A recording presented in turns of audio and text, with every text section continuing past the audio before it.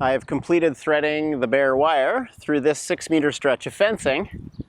And remember, this corner post has a fencing staple anchored in it. So all I'm doing now is I'm going to run it through the fencing staple and bend it back on itself. That's all I'm doing. With it bent back on itself,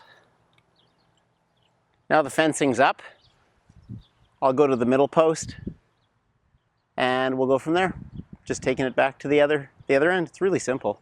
You may remember that on the middle post, I didn't put the staple in hard. It's really gently just there because I want to fix the wire. So I'm grabbing this stretch of fencing, going up my ladder, and just gently coaxing the fencing material and the wire back to this center span. And now I'm just going right on top of the post and over top of a stretch of fencing material and the wire, just clicking it in. And again, not driving it home, because if I ever needed to pull it out for any reason, I can just use a plier or a screwdriver to pop it out, but now that's in place. And we'll go to the extreme end and put that staple in, and we got another 6 meters of fencing done. So now I'm back to this extreme end of this 6-meter stretch.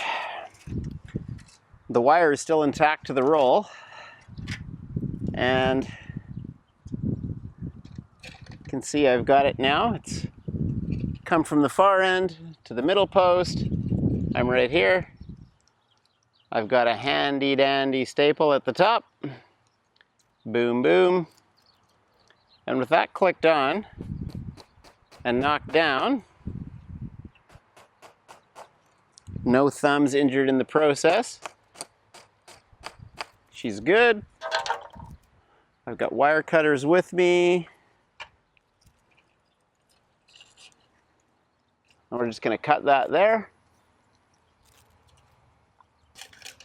That's done. And then I can just pull it back on itself again, tension up as much as I wish, bend it back on itself, and I've got an intact deer-proof fence corner to corner here. It's all coming together. These are a really handy little way to hold down the bottom of the fencing. You can use any number of things, but I just like these simple, heavy metal, they're called T-posts. And if you have that little extra bit of fencing material at the bottom, like we had talked about, by doing the total height of the posts about 15 centimeters or 6 inches less tall than the height of the fencing material, it gives you this little skirt that comes out on the ground and creates a great little barrier. So between each of the upright posts, I'm just putting down one of these little fellas. Look at that. We're golden. This is like slugs no man land. No slug's gonna want to crawl across this. And it's tall enough so that the deer can't jump over. We've got a deer-proof garden, guys.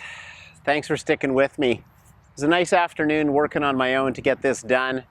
8 posts, the roll of 30 meters of deer fencing that's 2 meters tall, and a piece of bare wire around the top with some fencing staples. That's all it took. Now, with some posts lying down around the perimeter on the skirt, it's all deer-proof.